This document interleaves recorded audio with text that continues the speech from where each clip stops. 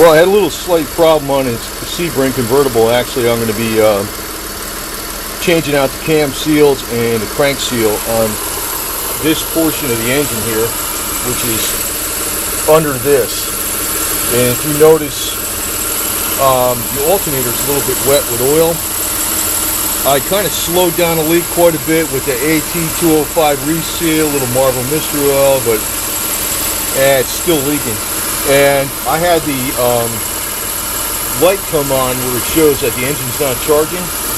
But what I did was I took a little bit of CRC electronic cleaner, sprayed it on the alternator, and that fixed that fixed that problem actually.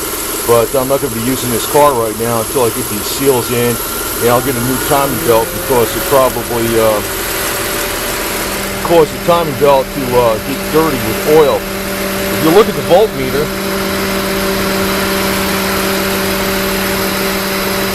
that's putting out the correct voltage, about 14 volts. Your battery at rest, a fully charged battery, is about 12.7 volts. That's fully charged battery at rest. But while your charging system is running, you should be doing about 14 volts. If you're doing more than that, you're overcharging the system. If you're sitting at 12.7 or 12 volts or something like that, you're actually just running off the battery. So I was running off the battery, and that oil that splashed, that was continuing to get a couple drops here and there on that alternator, it's not really leaking bad. You can see there's no like smoke coming out of it or anything like that, but it was enough to